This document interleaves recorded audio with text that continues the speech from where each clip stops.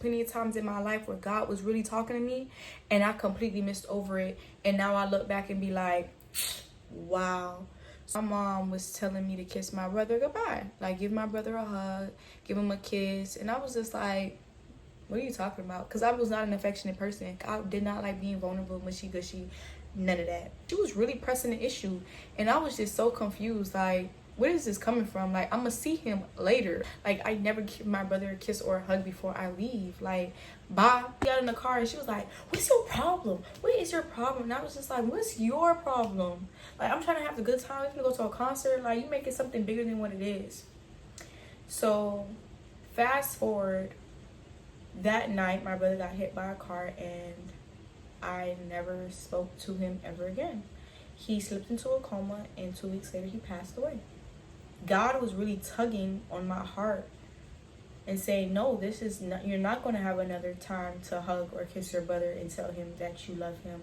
I am egging you on through your mother to tell you, give your brother a hug, give your brother a kiss, tell him that you love him, because this is going to be your last opportunity to do so. They can have it all, but give me you. Nothing else will do. I have what is true. I have Jesus. I have Jesus. Hey y'all, welcome back. It's been a long time, y'all, and I kind of miss y'all. I'm not gonna lie, I kind of miss y'all. Alright, so for the people that don't know me, my name is Lexis, Lexxiis, but y'all can call me Lexi for short. And actually, I'm gonna just kind of jump into the video because I'm already gonna be saying a lot, so there's no need for a whole intro when I'm about to get all into it. So let's just get right into the video. So I kind of wanted to get personal with y'all because I was just like in a thinking mood. Like, I don't know, sometimes I just be talking to myself. For the people that know me, they know. But I just be talking to myself and I be running scenarios in my head. And I was just thinking about like how God has really been tugging on my heart for so many years. And it helps me give grace to other people. Like, I don't even know how to like give an introduction into what I'm about to say, right? But I'm gonna just get into it, right? So I was having a conversation with my mama the other day, and because my brothers, if you watch that video, go watch that video. I'm gonna put it up there. My sister vlog for Cousin's Day. So Cousin's Day is pretty much a day that we've created after my brother passed, where the whole family gets together, we play games, we basically have family time. And that was the 10-year reunion of Cousin's Day, pretty much. So he would have turned 25. He died at 14. So a couple of days after that, I'm back home and some stuff happened, y'all. So I'm about to get real. I mean, I've been real personal with y'all since the beginning. So I don't see why not for me to be real personal with y'all now. So I get back on Monday, and Wednesday, was it on Wednesday? No, I'm lying. It was Thursday. So yeah, I get back Monday, and on Thursday, I get outside the house to like go to work. I'm all dressed up and my car's not there, and my car is now repossessed. My car got repossessed as of May of this year. Okay, so I've had my car for 5 years. This year has been a real struggle year because, like I said, I'm really depending on God. So when my car got repossessed in May, I spoke about this in a previous video. I wasn't stressed about it. I was like, God just gonna find a way. Woo, woo, woo. I kind of got my car back like this. This time, it was so much stuff going on at once that I just was like, I boo-hoo cried, y'all. Like, when I say I lost it, like, I was just crying, and I just kept saying, I'm tired. I went to the balcony and was just boo-hoo crying, and I even made a whole video, which I don't know whether I'm going to insert it here or at the end, because it's like a little 6-minute clip of me just speaking on like my exact emotions that specific day. I just felt the need to just document it, and I never do stuff like that. Y'all, today is such a hard day for me. I usually don't do videos like this, and I just usually tell y'all afterwards, but Right now, I'm currently 2 months behind on rent. Today would officially make 2 months behind. I walk out to go to work, and my car has been repossessed once again. And honestly, I'm tired. I'm so tired. I feel like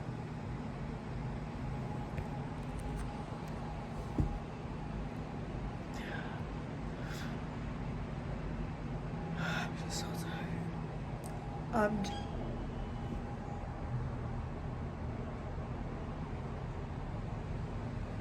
I don't even know what to tell y'all. Like, I'm just so tired. I never get, like, all my money, every single dime goes to bills. Every single dime. And I still be behind. Like, I have not been able to do anything for myself in such a long time. I mean, honestly, all year. All year, I have not been able to do anything for myself. I am struggling so bad, and God has, yes, he's provided it. The fact that I'm still in this crib, it's a blessing, and the fact that I still have my car that long is a blessing, but it does not change the fact that I am freaking tired. Like, I know that God has everything works out for your good, and I know I just don't see something, but in the midst of it all, I'm just so tired. Now I'm about to go here. I had to ask my dad, out of all people, for rent money. And I'm already about to be late giving it to the people, even though I asked 2 weeks ago. And it's like, beggars can't be choosers, so I have to wait. And then it's just like, I'm supposed to go to work, get off, go pick up the money, do a money order to go give it to these people. Hopefully they taking the time before they give me an eviction notice. The girl that usually like helps me out no longer works here. Great for me.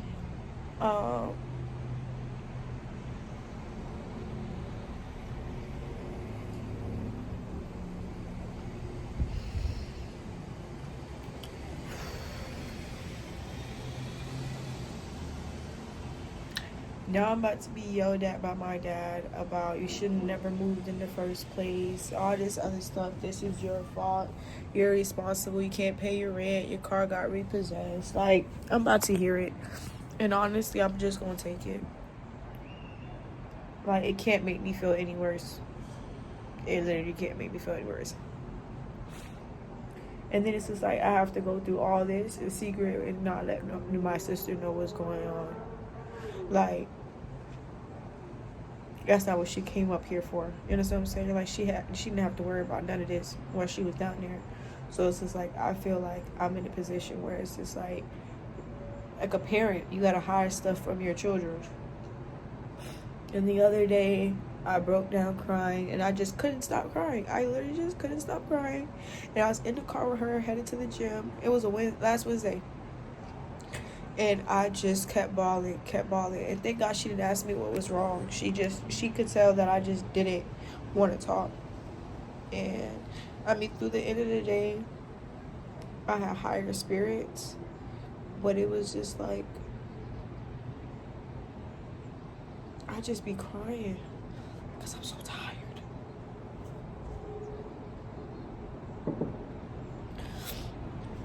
I'm so tired. I don't even have the energy to go wipe off my makeup, even though it's going to be tragic later. I've been boohoo crying. Yeah, just this journey, this lifestyle is not meant for the weak. It is literally not meant for the weak. And I'm just like, did I make the wrong decision? Because I picked a career, I picked a job that is in my career lane. But I could have had another job that would have, literally, I would have had the money. I would have been caught up on bills. But I wouldn't have been able to go to nothing. It would have worked from 10 to 7 for 12 weeks straight, and I wouldn't have been able to take not one single client.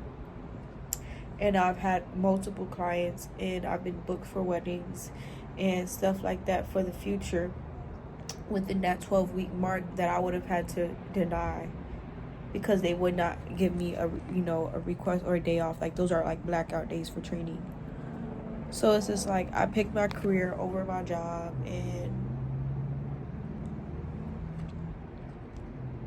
or over security. And I catch myself rethinking, like,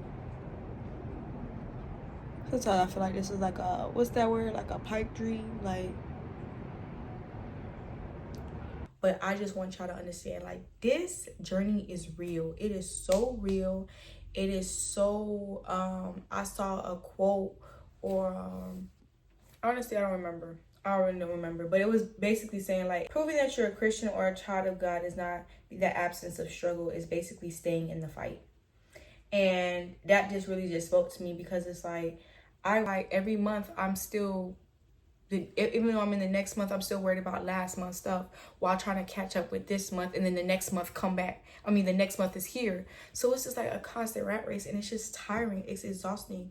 Like, people think this journey is like, oh yeah, I trust God, everything and stuff like that. But like, the reality of it all, when you trust God for, your financial provisions and things, and it doesn't look like what it is, it's really hard. Because when you go to work, you know how many hours you can calculate it. You can go to smartasset.com, calculate how many taxes, and see exactly how your check gonna look, and you know what day is going to drop, and you know what to tell the people, and you know how to finesse and move things around. When you do not know when, where, or how it's coming, that is a different type of level of stress, and a different type of level of like anxiety. Because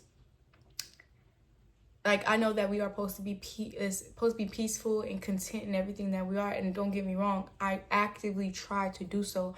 But I'm human. And if someone like me that has always worried about stability, that has always been like a go-getter, that's always just stressed over like has super anxiety. Like, I have to picture and think about my whole entire day before I even get up out the bed, to just relinquish that. Over time, yes, it gets better. Like, I don't move, and I don't move out of haste. I don't make rash decisions because I know what it looks like moving ahead of God. But I still struggle with wanting to be in control. So pretending like I am not anxious, and pretending like I'm not somewhat and kind of stressful, but always putting on that front of God got me. But the next day happened. The next day it's like he still ain't got me. And I'm like, but God got me. And then the next day I'm just like, all right, now God, I seen you work. And I know in the back of my mind, I'm like, I'm not as stressed because I know God done did it before, and I know he not gonna make me a liar. You know what I'm saying? Like, people that believe in Jesus, like, he will not put us to shame. But at the same time, it's just, it's exhausting always trying to put your, the best foot forward, without having people see you waver in that, So it's like the difference between wavering in your emotions and wavering in your faith. So in the time where my stuff was like, my car repossessed, not paying rent, like, my emotions were wavering. My faith in God never wavered. I'm just tired. So in that time, like, I spoke to my stepmom. She picked me up, got my dad to help me pay last month's rent, and then I called the people like, hey, so how it is to get my car back. That's a whole situation in itself, because they really got me bent. And that wasn't the fruits of the spirit, but they do. And it was basically saying like I had to just pay off my entire car loan, which was like 3 bands, And I'm just like, I don't even owe y'all that much. Like, it's a whole thing where my account has not been updated, and they trying to get me to pay more money than I actually owe. My car wasn't even supposed to be repossessed in the first place. I was not far behind. Like, it's literally a whole thing with that. So that's where it's just like every single time I turn around, it's something, or somebody asking for something that I don't have. But in that time, I can't talk about all the bad. I gotta talk about the good too. Business has been moving. Like, while I'm at work, I mean, people just booking me for this, word of mouth this, word of mouth that. And I'm just like, whoa, last year I wasn't getting booked for no weddings. I was barely getting booked for anything. And this year, like, I'm like, okay. Like, to the point where I'm forgetting about bookings. Like, oh, shoot, yeah, I do got this. So October is going to be a fun month. And then I got stuff that's already planned for next year. So that's amazing. And I have a little surprise coming out for people, y'all, real soon, which I'm super duper excited about. But I'm not going to talk about it until it's set in stone. So things are moving in a good direction, but I had to take a day for me. And I just want to tell somebody out there, it's okay. Like, it is okay to take a day. And I literally just text 3 of my friends and was like, and the 2 of the friends I do Bible study with, and then another one where I was just like, y'all just pray for me. Like, I didn't tell my business. I didn't really tell them exactly what was going on, but I know that, like, there are people that pray for me on a daily basis, and I pray for them. And having that circle of people to, like, intercede for you, check up on you, pray for you, and that you know that they gonna do what they say they gonna do, you know, is amazing. Because it's like, I know I'm not fighting this battle alone. I'm fighting it with my people, you know what I'm saying? And the enemy don't know what to do when there's more than one of us, you know what I'm saying? Like, he's shaking up, and that's how I need him.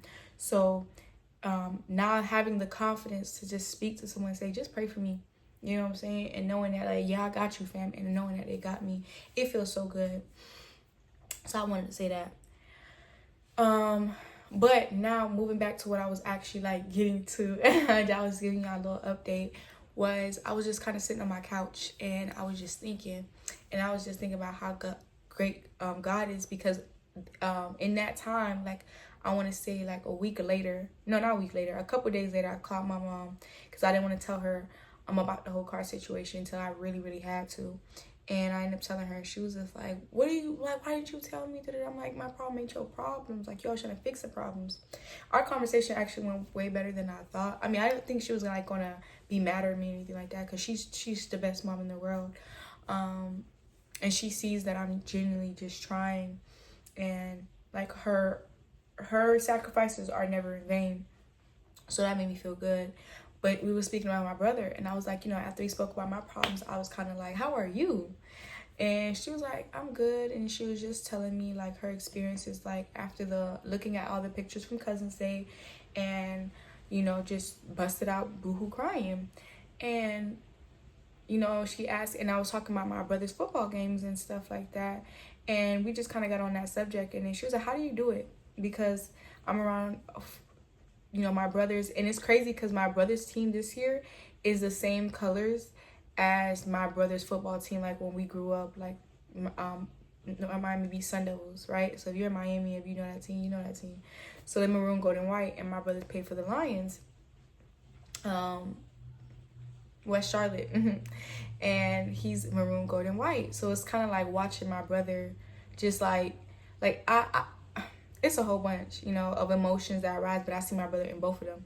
So she's like, how do you do that? And I'm just like, you know, I'm not angry. Like, you know, so she was so angry so long to God regarding, like, how she felt when, you know, God took my brother away.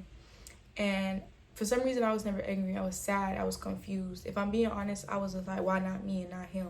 I mean, why not me and why him? That's not a good way to think, but that's what the real was. At the time when my brother passed, I was 15, about to turn 16. So I was 15 when he got hit, and then I was 16 when he died, which was because it was like within 2 weeks. So he died 5 days after my birthday, and that moment in my life changed so many things. Like, and I'm not saying that my life was perfect or I just became, like, so closer to God, but, like, that was, like, the epitome of, like, I had to make that make sense to me, because I was a very cold person, and not like a genuine cold person. It was perceived to be a cold person because I kept my emotions to myself. Mushy gushy stuff, don't come to me about that. I didn't like to hug. I didn't like to kiss, like, you know, my family members. I was not affectionate at all. I wouldn't tell you how I feel if it was, like, loving wise. Like, it was just one of those things, like, you should know, like, okay, cool. And I didn't really carry the fruits of the Spirit. I was not very selfless. I was very selfish. I just wasn't the best version of myself. I was young. I mean, like, I was real young, but at the same time, it was just like, looking back, I could have been a way better person. And I wasn't bad. I wasn't a bad person. I wasn't just mean or anything like that. I wasn't a bully. Like, at my core, I am who I am still to this day. It's just compared to my brother, it was just like, I look at it and I could name all the fruits of the Spirit in him. And I was just like, wow, like back then, like it had glimpses of it, but I couldn't label myself as that. And so what's crazy is, and this is like the first time that like, well, me sitting on the couch thinking like, wow, God, you were speaking to me and I didn't hear you speaking to me. And I wish that I had the discernment in the ears that I have now, right? So this is how I knew like God was talking to me. And now as an adult, I realized that I knew God was talking to me. But it was so crazy because it's like I was so far from God. And I wish I would have just heeded to his instruction and his warnings and stuff like that, because there's plenty of times in my life where God was really talking to me and I completely missed over it, and now I look back and be like, wow. So when I was younger, I was 15 years old and I was getting ready to go to a concert, and my mom was telling me to kiss my brother goodbye, like give my brother a hug, give him a kiss. And I was just like, what are you talking about? Because I was not an affectionate person. My mom had to like tie us up with ropes to like make us spend time together because he didn't mind. But I was just like, you're doing too much. Like, I did not like being vulnerable, mushy gushy, none of that. And she's just like, give your brother a hug, give your brother a hug. And she was really pressing the issue. And I was just so confused. Like, where is this coming from? Like, I'm gonna see him later. Like, we're going to a concert. Like, I'm not going out of town for a couple days. Like, I'm going to see him later. Like, I never give my brother a kiss or a hug before I leave. Like, bye Aaron. Like, I'm finna see you later. So she just kept pressing it, and she was so mad that I did not want to give him a hug. And I was just kind of like, girl, like, and then we got in the car and she was like, what's your problem? What is your problem? And I was just like, what's your problem? Like, I'm trying to have a good time. We're gonna go to a concert. Like, you make it something bigger than what it is. So fast forward, that night my brother got hit by a car and I never spoke to him ever again. He slipped into a coma and 2 weeks later he passed away. So God was really tugging on my heart and saying, no, this is not, you're not going to have another time to hug or kiss your brother and tell him that you love him. I am egging you on through your mother to tell you, give your brother a hug, give your brother a kiss, tell him that you love him, because this is going to be your last opportunity to do so while he hears you.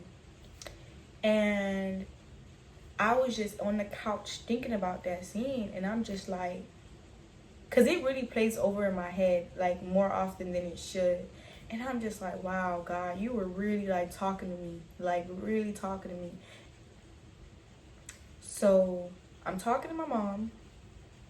And she was just telling me, like, you know, how she broke down and stuff like that. And I'm just like, I had to make his death mean something. You know, she's like, how do you do it? And I'm just like, I look at how close our family got. I look at the family group chats now. I look at Cousins Day. I look at how, like, I don't like to miss football games. I don't like to miss important events with my brothers. Like, I like to show up and be present because you genuinely don't know when is their last day. I don't take things for granted. I don't put money over family. You know what I'm saying? Like, people always gotta hustle, grind. I was just like, for what though? When you can blink and the person that you care about most is gone, and you realize that everybody else sharing memories and events, and you gotta be the third wheel listening to it and not have experienced it. You know what I'm saying? It's like, I want as many memories as I can get in this lifetime. So I just told her that. She's like, you know, that's an amazing way to, like, think of things. It's just like, yeah, I'm like, I would have run myself crazy trying to figure out why.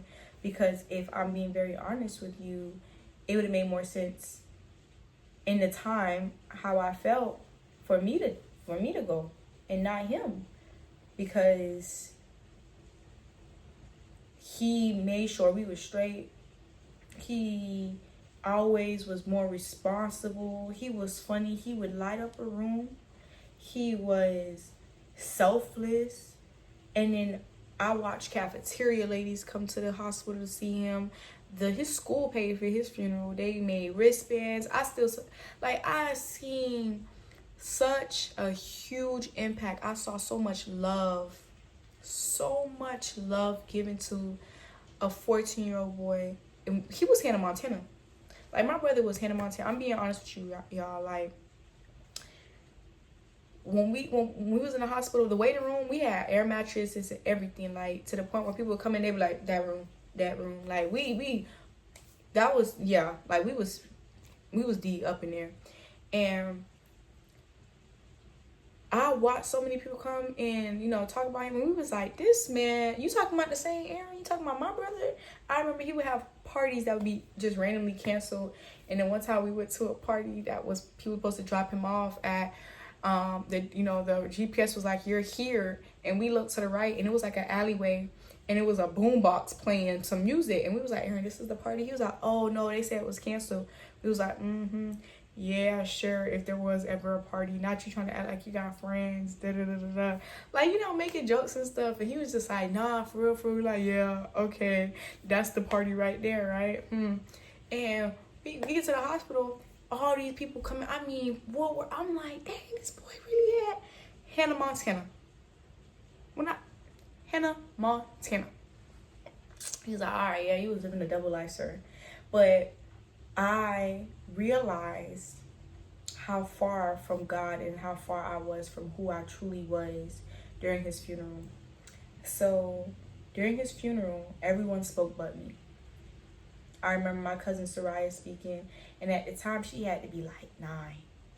She had to be 9 because I was 16 and she's 7 years younger than me. Yeah, so she had to be 9 years old. And she articulated and like how his life impacted her and what she saw in him was just amazing. I was like, if I would have passed away, I don't think that I would have gotten as much love, nor I didn't know what people would have said about me that was an actual honest thing. You feel me? Like, people just say nice things, but like what they were saying were actually true about him. So I was like, dang, what was people saying about me? I mean, this was afterwards, but during the funeral I couldn't speak. And I couldn't speak or say anything about my brother for the simple fact is I was so far away from my emotions that it was so uncomfortable for me to speak on how I felt. Because I had never put it into words. I had been running from my emotions for so long because I was so emotional that I had not really put my emotions into actual words about how I felt about him when he was alive, as well as how I felt when he passed away. So trying to articulate that in front of a whole bunch of group of people that have never seen me vulnerable terrified me. And it literally stopped me from speaking at my brother's funeral. And to this day, that truly, truly does bother me. Because even years afterwards, I would have to tell my mom to go into the car so I could speak to my brother at his grave, because I couldn't have nobody else hear me talk to him. Because that's how uncomfortable it was for me to just speak my emotions in front of people. And I was like, I never want my mom to pass away or my sisters passed away. And like, I'm not able to speak at their funeral because I'm so afraid of being vulnerable and things like that. So that was like the first thing. Then I moved up here with my dad, and he was so affectionate and so kind. I remember he would hold me down and have my brothers give me kisses and hugs and stuff and be affectionate. And he used to make me so uncomfortable. Like, when they would be laughing, but I was genuinely uncomfortable. And then one day I was just like, why are you so uncomfortable with getting love, like receiving love? Like, I'm so used to, like, I guess, I can't even say giving it, because I'm thinking I was, but I really wasn't. And I was just like, this was just so foreign to me. And I was like, I don't want this to be foreign to me. So I had to make an active choice to be uncomfortable until it was comfortable. And now I can tell my friends, my family members, I love you so much, and and tell my emotions and articulate exactly how I feel and not feel no type of way or feel uncomfortable in doing so. But it took practice, it took time, it took intentionality. It really did. And I feel like a big part of that was because of what I had experienced.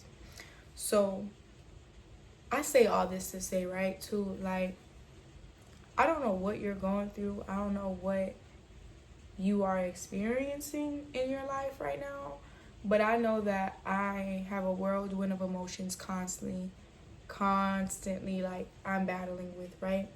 One, it is okay to feel your emotions. Two, make an active choice.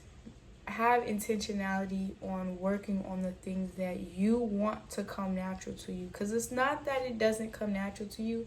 It's the fact that you just have not practiced that muscle. I'm going to be honest with you. Like, anybody can run. Like, if you ever been running for your life, you don't realize how fast you run. It came naturally to you. You ain't have to think about running fast. You just started running fast. But when you're not in danger, or you don't feel the pressure to do something or anything like that, you limit yourself, right? So it's not that you can't naturally do something. It's just uncomfortable. Practice and train that muscle and whatever that is. I say that because it's going to make the world of a difference a couple years later. Second, look back at all the signs and times that God was speaking to you that you didn't realize. I mean, like, really, like, sit down and think, even about the hard times. Like, it may be uncomfortable, but because that's your evidence that God has never left you. God had been tugging on my heart for years. When I say 4 years, before I actually sat down and was like, all right, let me hear what you got to say. I mean, for years. And now I hear him anytime I do something. I be like, all right, God. Oh, okay. Okay, I hear you. Like, I can't even move without hearing him sometimes. I'm like, I apologize. Okay, God, I'm sorry. You're right. I didn't read my Bible today. But before, God would speak to me, and it would be like a muffled voice in the back that I'm just not paying attention to. And the whole time I'd be like, God is nowhere near me. God, where you at? And God, like, for real? And I feel like a lot of the times, and I would constantly remind myself, when I feel far from God, it's because of me. If I feel far from God, it's because of me, not him. He never leaves me. It's what's it called again? Push away, or I stop spending as much time, and he's patiently just waiting right where I left him at. Like, okay, when she starts paying attention to me again, I'll be here. Here we go again. And I'm not gonna say I'm gonna always be perfect, but it's just so amazing to see how, like, God has really worked in my life, and how he strategically placed things in my life for me to be where I am. Like, if I can tell you, like, little by little, piece by piece, chess move by chess move, and I go back and be like, you genius. Like, wow, if that didn't happen, then I wouldn't have done that, and then I wouldn't have done that, and then I wouldn't have been here, and then I wouldn't have had that opportunity, and then I wouldn't have met that friend. Wow. Like, literally. And I always think about, okay, well, I messed up here. He will literally make your mess ups and turn them for your good. Like, yeah, you messed up, that wasn't the original plan, but don't worry about it. I'm gonna whoop, switch this, flip this, whoop, and get you here. Every single time you be like, dang, like, because at the end of the day, we're going to still learn that lesson. We still going to, God will still going to be done. It's just, sometimes he just got to, I feel like he already got multiple versions of his plan anyways, because we always got our free will. So he like, if she do this, and if she do this, and if she do that, and if she do that, like, all that is already, like, his mind don't work. His thoughts are not our thoughts. He don't work in time. He works outside of time, right? So all that stuff, like, God already know what's up. But heed instructions, heed warnings, heed his mercy, his grace. It's plenty of times I should have been dead. It's a crazy thing to say, but I'm being honest with you.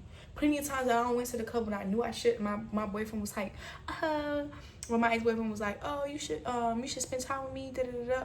Actually, backtrack that. God, and also knowing who your circle is and who's attached to your favor. Because in the Bible, you understand, like, women are a lot of the times that man's favor, right, on his life. It's plenty of times where I was with my ex and he would tell me later on, you saved my life so many times. And I'm like, what are you talking about?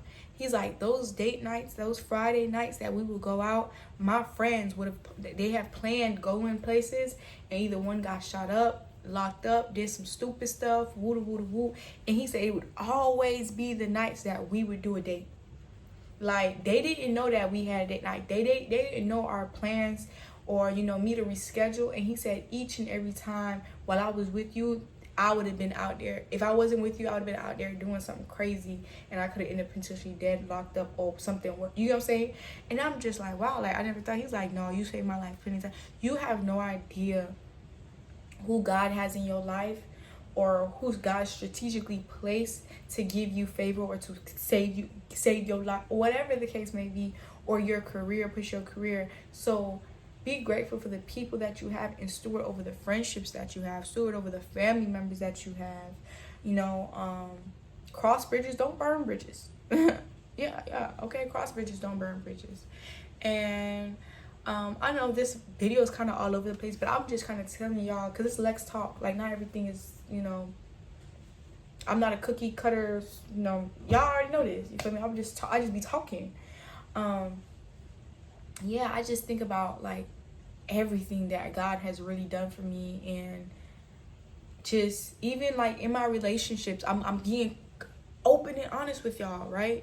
Like, I was with a cheater.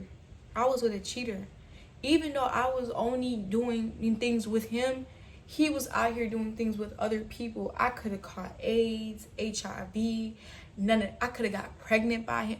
I could have done, and God was like, and I still was playing with fire every single time that God came through. Next month, I was out here still risking it all. And God was shaking his head and still giving me grace and mercy. And y'all, some of y'all females, y'all know exactly what I'm talking about. Some of y'all females know exactly what I'm talking about. That is grace and mercy.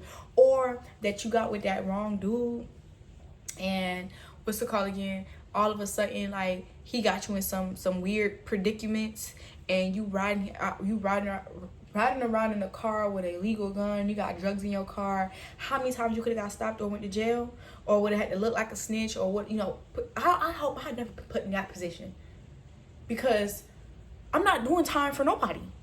And I don't know how that makes me sound, that, that's like, oh, you're not a ride or die. Why do I have to die? We're not even gonna be locked up in the same place. I'll never see you again doing 25 years to life. Like, I don't understand how that, I don't understand stuff like that. I never want to be put in a position to do so. It's one thing if we both was on some mess and I get caught. Yeah, I'm not gonna snitch on you because I'm doing time regardless. But you think I'm gonna do time for somebody else and I didn't do anything? I'm sorry, that's tomfoolery. I'm not doing it. Call me what you want, but I'm not doing it. But women, y'all know for a fact, like, you do not, and it's like we would put ourselves in positions to look like that ride or die chick for the sake of saving face. Saving face to who? For who? Fickle people, fickle humans. Because on one end, people gonna be calling you dumb. On the other people gonna be like, that's the type of woman I wanted to be with. But guess what? They're not gonna be able to be with you, because guess what? You're gonna be locked up. Be for real. I don't do stuff for people. I do stuff for God. Even people like, oh, you're a Christian. I follow Jesus Christ. I don't follow a pastor. I don't follow a church. I follow Jesus Christ. I get the word, and I feed my spirit how best I can feed my spirit that week or that day. That's what I do. Like, even right now, I'm headed back to my old church until God sent me somewhere else. Why? Because at least I was consistent when I was going to that church. Right now, I'm so confused trying to pick a church that I have not even gone to a physical church in a minute.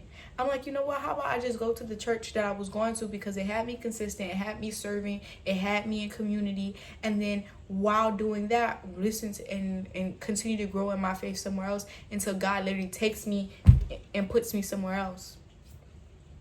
I'm so busy trying to like, oh, well, I don't want to go back on what I said.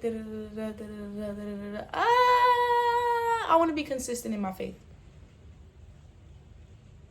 That's like if you're a gym rat, whatever, and you want to go to Crunch, but Crunch 45 minutes away, but you was more consistent at Planet Fitness when it's only 10 minutes away. Guess what?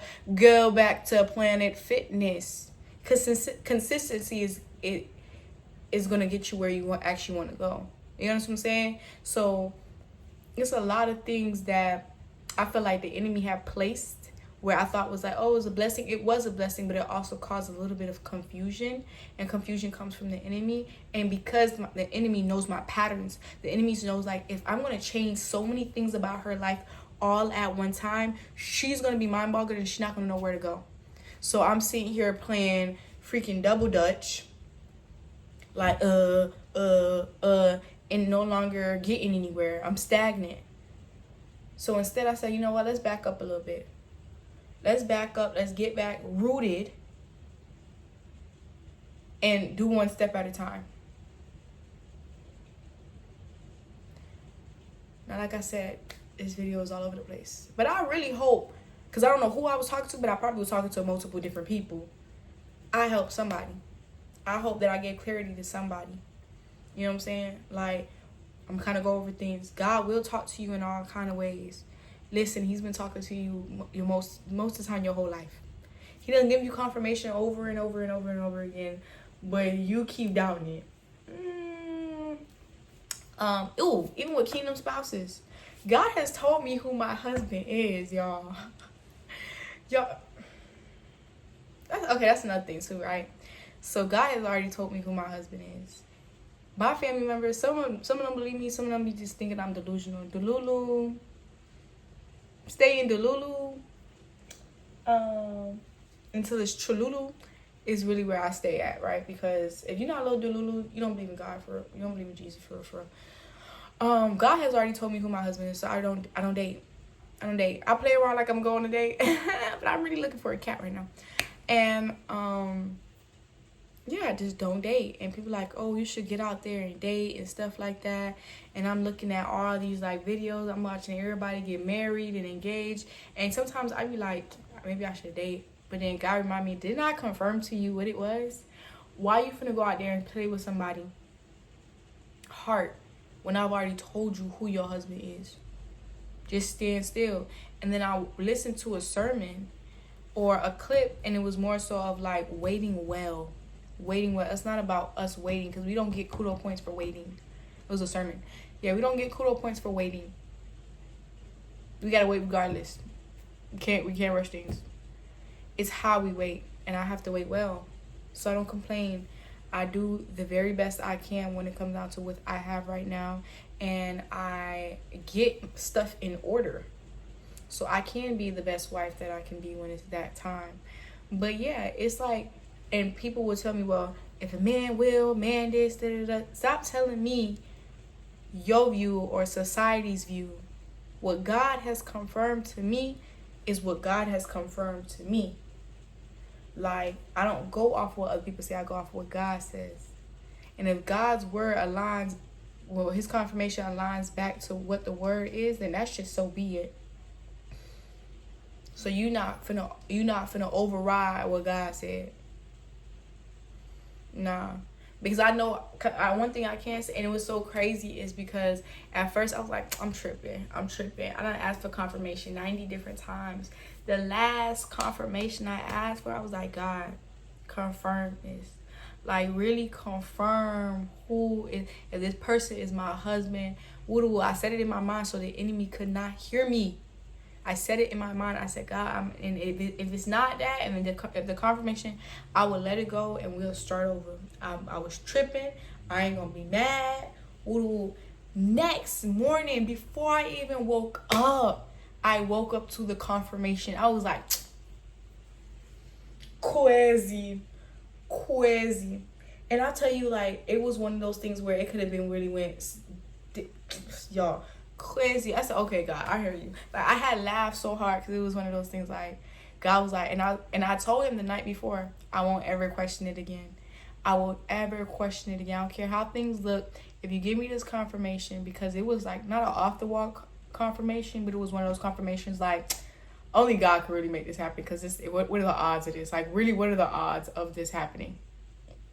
It happened immediately. I was like, okay. So I never question it again. So no matter what somebody says to me, I'll be like, I can't question it, because I already promised God that I wouldn't question him when he gave me the confirmation. So I'm standing on business. I'm standing on kingdom business. And I feel like whatever God has told you, I don't care how it looks, what said, another sermon said, what a podcast person that believe in the Bible and is reading scripture and is kind of like, I don't know. What did God tell you? What did God tell you? We walk by faith and what? And not by sight. We walk by faith and what? Not by sight. Faith don't make sense sometimes. Faith do not be making sense. Like, God, look at the book of it wasn't even Moses. Ooh, is it Joshua? When his brothers had he ended up in the it was Daniel. Dang, shoot. Now my brain messed up. Joshua, when he was in the pit. He got locked up in everything. He got was it Joshua or Daniel? Y'all know me quoting the Bible wrong. That's crazy, because I know the story. I know the story real well. Why I can't remember his name? Because I know Daniel was in the lion's den. So no, it was Joshua.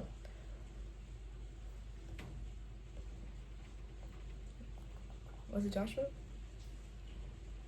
Joseph. I knew Joshua. Yeah, Joseph. My bad. You see how when Joseph he had the promise, he told his brothers, woo, woo, woo. It seemed all crazy. He done got locked up and everything. Like, nothing looked like the promise. Nothing. But guess what? The promise came to pass. Did it not? Oh, yes, it did. Yes, it did. And that's kind of how it is. Like, if God has told you something about your business, about your relationship, about what's your health, whatever, stop looking at the natural. The natural be lying. I'm not even gonna lie.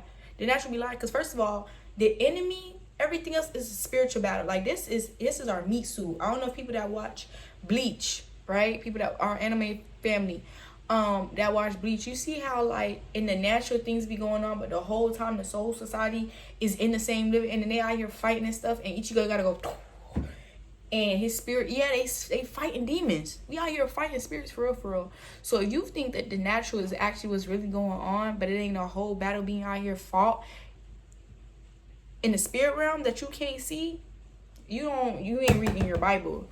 You're not reading your Bible. So I be like, it don't make sense now, but God could wake a person up. God can speak to a person. God can immediately change a person's heart. Something could happen. They could get a dream. They could do this, whatever the case may be, to give you that loan, to call you and be like, actually, you know what?